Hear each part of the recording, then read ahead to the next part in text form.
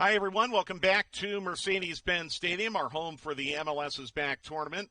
We were hoping this would be our home for 5 weeks, but Atlanta United's got some work to do now to make that a reality because they are in some trouble as far as getting out of the group stage is concerned now. No points through 2 matches, a 1-0 loss to Cincinnati this morning in a very frustrating match that was marred by the early send-off of Jake Mulroney and made it very, very difficult with the heat and humidity for Atlanta United to put together any kind of cohesive plan. Everything that can go wrong, everything that you don't want to see in these conditions did. It's hot, it's humid, you're tired from the match before, you have an early red card, so you have to play with 10. You have a penalty kick taken away. You have just situations in this match that were very frustrating. You saw a lot of frustration from Atlanta United players, and you have a great goal from Frankie Amaya that ends up beating you.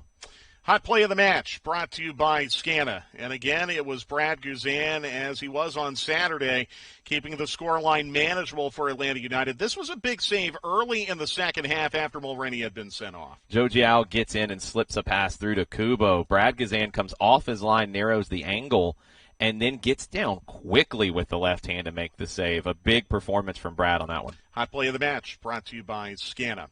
The man of the match brought to you by Heineken. Brooks Lennon has played all 180 minutes plus stoppage in this tournament. It's going to add up to almost 200 minutes through 2 matches, and it has not been comfortable conditions down there in Orlando.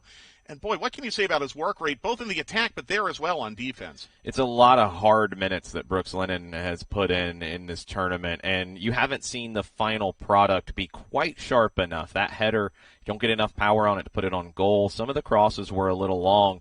But a day like today, it was a lot of effort and a lot of heart is what you needed in this. Brooks Lennon gave you all of that this afternoon. I'm coming away from these 2 matches with a lot of admiration for Brooks Lennon. Man of the match brought to you by Heineken. Okay, let's have the match recap now. And, well, we'll tell you the story, I guess, because we have to. Brought to you by Piedmont. It's tough. It was a tough day, and things got knocked off the rails with the Mulroney send-off.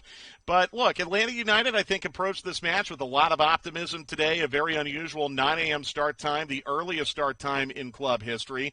They knew that they needed 3 points, and they knew that they needed to score goals. Otherwise, they might be in trouble getting out of the group stage. The demonstration before kickoff, as it was on Saturday as well. And here was the first yellow involving Jake Mulroney in the 12th minute. It's late from Mulroney. It's reckless. That puts him in trouble for a second yellow that we'll see in a bit. A few minutes after that, Atlanta United trying to find some scoring opportunities, and they did in the first couple minutes. Pitti thought he earned a foul here, or Barco, thought he earned a foul here.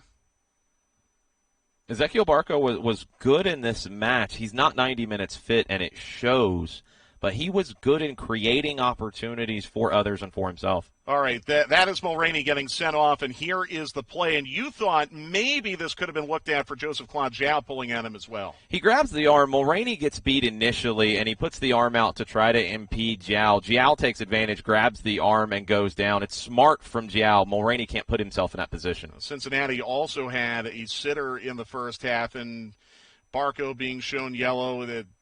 The referee, Victor Rivas, was a blackjack dealer today. He showed 6 cards to Atlanta United and 4 to Cincinnati. That was Pitti forcing a great save by Przemysław Tytoń. Great free kick from Pitti Martinez. Tough for Tytoń to deal with.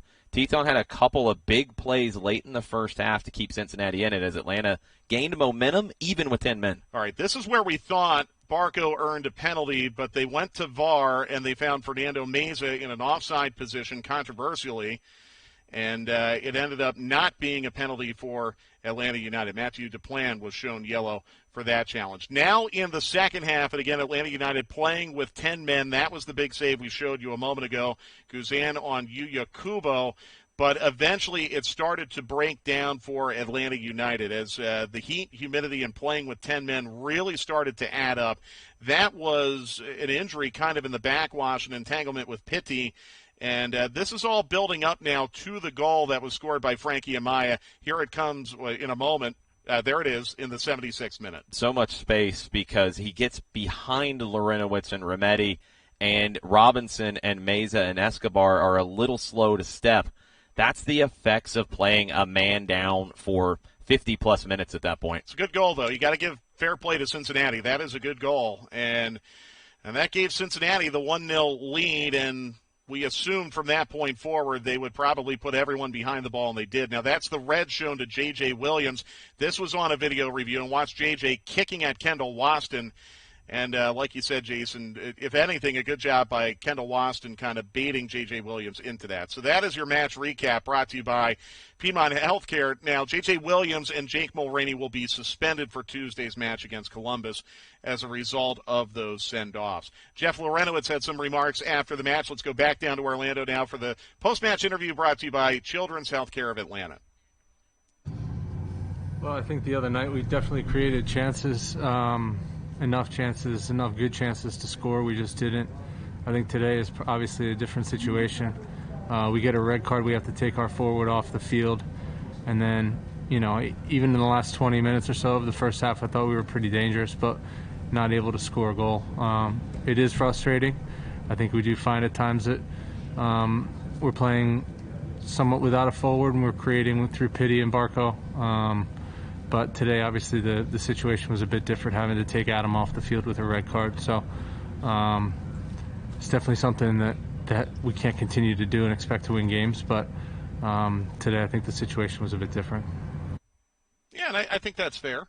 You're not going to win matches with first-half red cards very often, and Jeff Larentowicz is right. It took some time in the match on Saturday night to create those opportunities, to find that chemistry, because you're not playing with a true forward. Adam John was inserted into this match for that very reason, and because of the red card, you didn't get to see how it would play out. That hurts you. All right, so now Atlanta United, they have to win Tuesday against Columbus and then get help. First of all, they need Cincinnati to lose to New York Red Bulls next Wednesday. That would put Atlanta third in their group, but then they may still need other help to get into the top four of the third-place finishers. I guess there's a mathematical possibility Atlanta United could finish second in its group, but that gets really, really complicated. The bottom line is this: Atlanta United needs to win Tuesday and get help. Otherwise, they are going home early from the MLS's back tournament. For Jason Longshore, I'm Mike Conti. Thanks for joining us for the AT&T post-match report.